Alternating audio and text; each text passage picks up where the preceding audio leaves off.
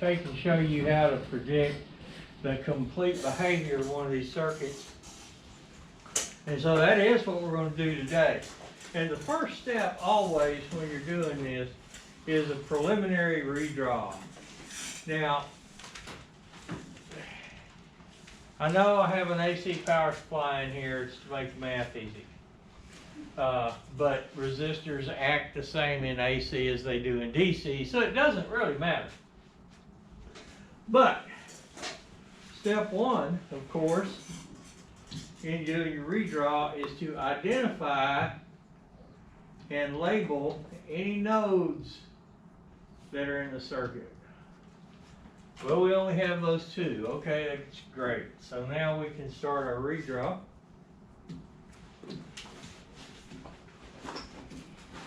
And we come out and we hit this resistor right here. And that takes us to node A. Node A branches. Comes down, coming around the outside. We hit node B. And then we have another resistor. And now we're back at our power supply. So what else is between node A and node B? Well, there are two resistors here.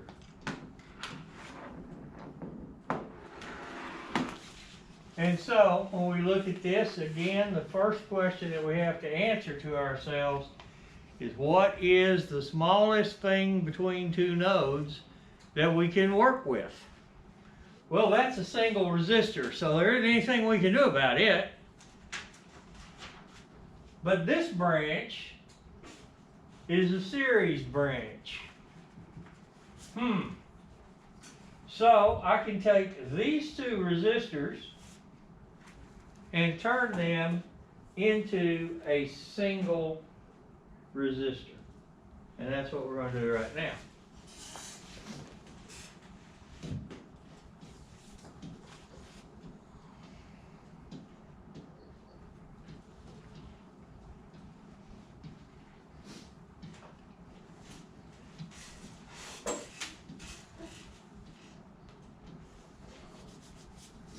So this is what we have.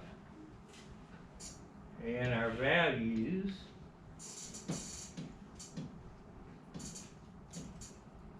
no idiot.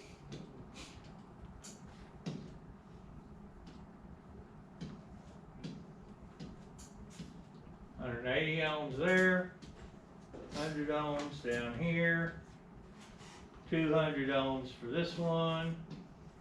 And this one, 180 plus 120 is 300 ohms.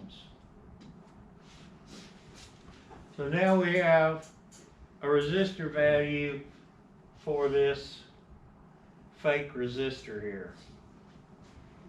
And we're going to fake another resistor because we're going to take, again, we still have our two nodes here and we're looking for the smallest thing between two nodes. In this case, it's a parallel. And so we're going to take this down. And now, what we have is a simple series circuit where we have a 180 ohm resistor here, a 120 ohm resistor here, and a 100 ohm resistor down here. So what does that mean for operation and predicting this circuit? It means that we're at a place where we can stop. We don't actually have to reduce it anymore. It's a simple 3 resistor series. We're done. So now, when we add all this up, RT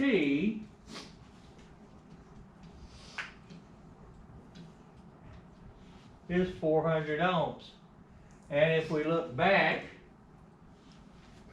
we were given VT as 120 ohms, or volts rather. And so our total voltage across this thing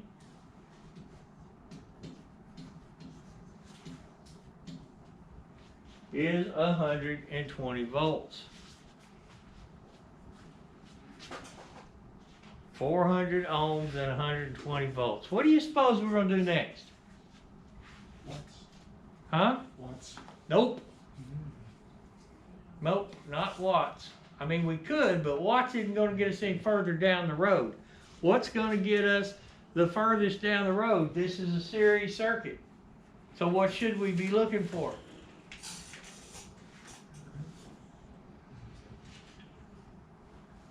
Come on, folks, there's only 4. 2 of them written on the board and already kicked out the third one. What's left? Amps. Amps.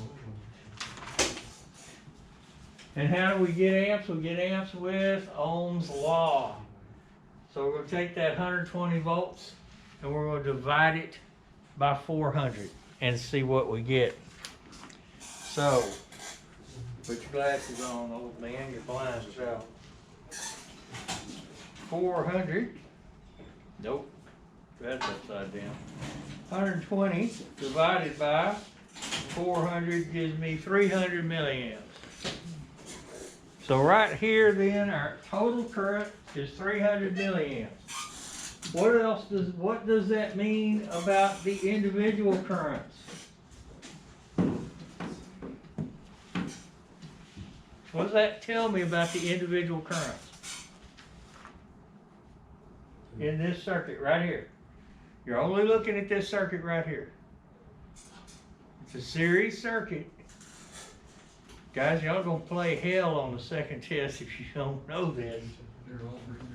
They're all 300 milliamps. So each one of these, 300 milliamps.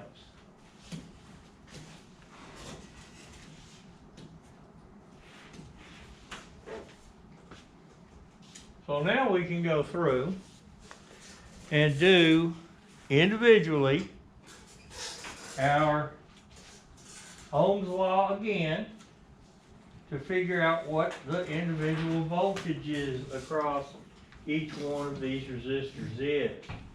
And up here we have 54 volts, 54 volts, this should be 36 volts. And this should be whatever's left, which is 30.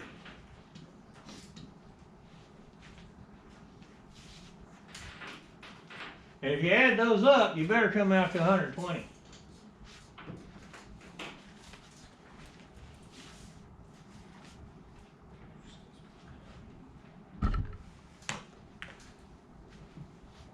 Now,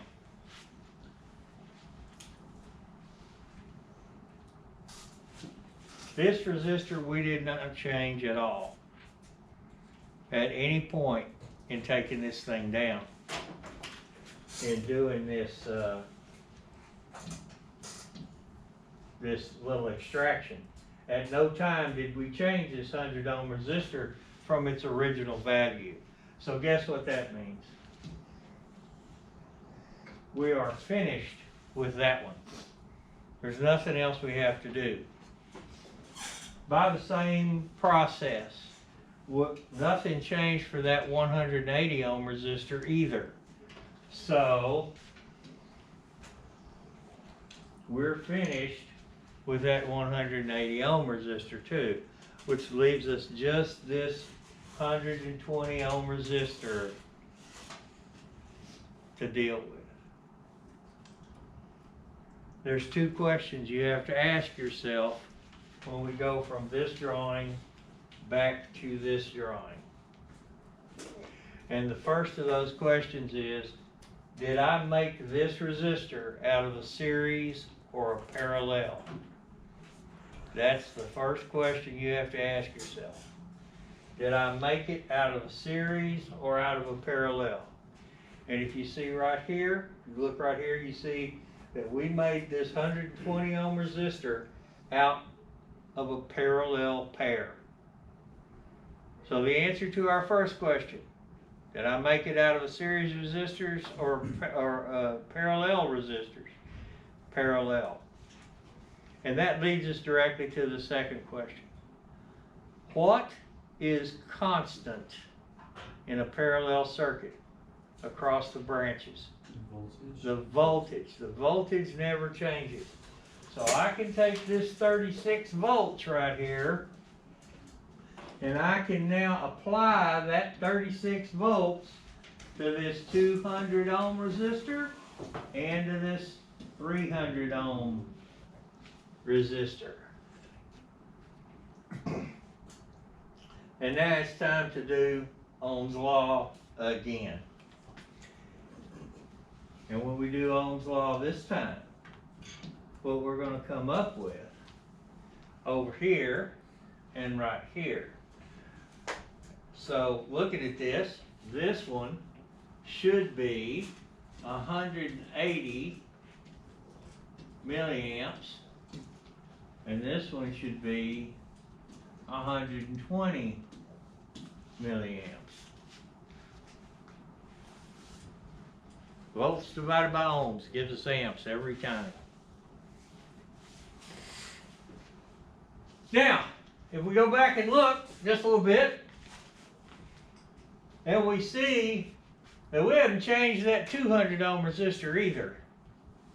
A 200 ohm resistor is still the same as it was in the original ladder diagram, which means, come on, we can put our finished circle around it, because it's done too.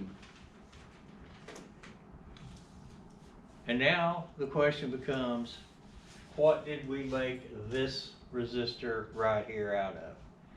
It is made out of a series, or was it made out of a parallel? Now this one's going to be a little harder to see because we've got to change pages here, which is my only complaint about this thing, is that it's not 16 feet long. And you see right here is where we started. And so that 300 ohm resistor was made out of a series. Well, okay, we made it out of a series. What is constant in series? What never changes in a series?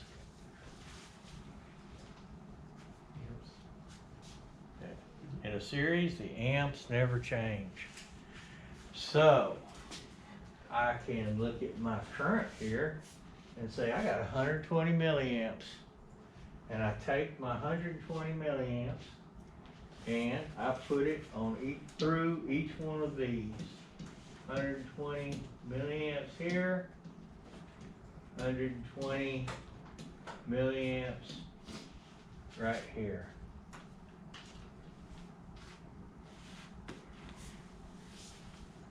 And now, I got more math to do. Because now it's time to go back and do Ohm's law again.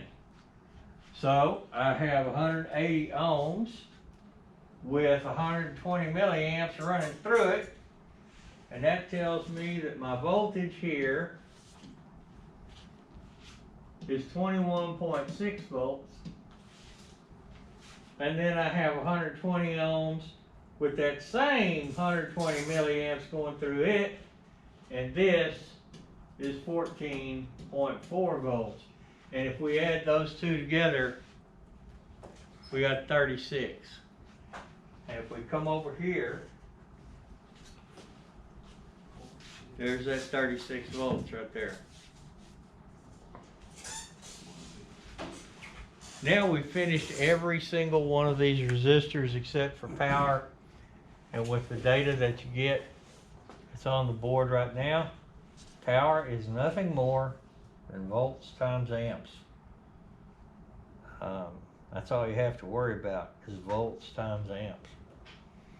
That's why you do power last. Okay. So that quickly is how you go down and come back, and as usual, we will leave this up here for you. Today, we have a worksheet to hand out to you.